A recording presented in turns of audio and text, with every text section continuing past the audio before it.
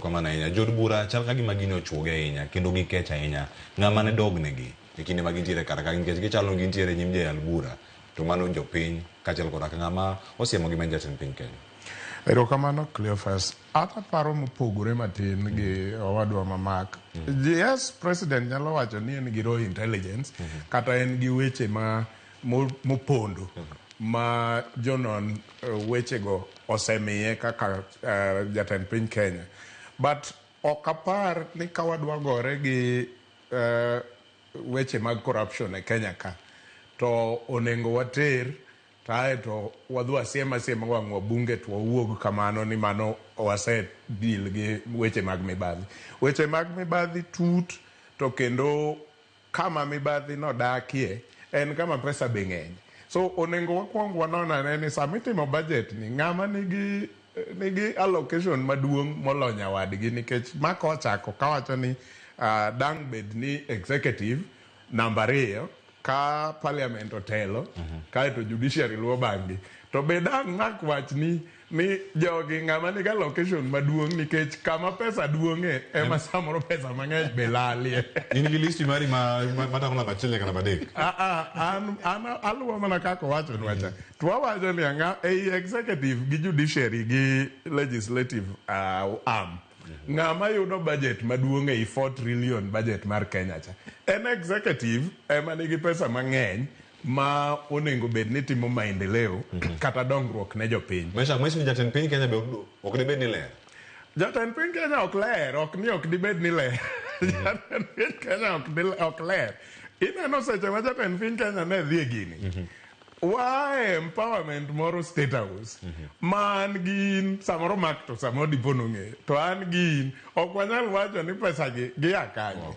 In inyalo wacho ni pesa gi akanye. Of course wabunge bende ne ni kacha mamano be kendo goro twelwet wabunge konchiel nikech naneno ka wabunge wa Nairobi te kitimo empowerment mar jo Nairobi. Ere gimomiyo gidhi state house ka ok en mibadhi moro? Ere gimomiyo empowerment ok timre Uhuru Park, empowerment ok timre Korokocho kata Kibra kamidware empowerment? So mano to pod nie thinge. An gima an go maduong' monengo wawinjre kaka oganda Luo kata jo Kenya achiel gi jo Kenya mamoko ni paro ma wariwore gi mak gi jomodong' te en ni ok wadwar mibadhi, ok wadware judiciary, ok wadware parliament, bende ok wadware executive. To gini oyiengore kuom ng'ama nigi pek mar tieko gini. En nikech gimoro amora kizungu wacho ni behind every privilege there is a responsibility. Nitie ting' ma nyaka ikaw. Privilege maduong' moloyo e arms adek mane mak kwanogi omi executive. Nyiso ni ene ma en gi privilege moingo arms mamoko gi. Nyiso ni responsibility kata ting' mapek bende nyaka bedie wiye. To kopogore gi siem manyo chiwo kanyo wanie devolution conference kata kanyo en Homa Bay kendo chako duogo chiwo ka gini e parliamentary group meeting. Ang'o kendo mosetimo kaka ng'ama nigi ting' mapek responsibility mamalo e goruok gi mibadhi.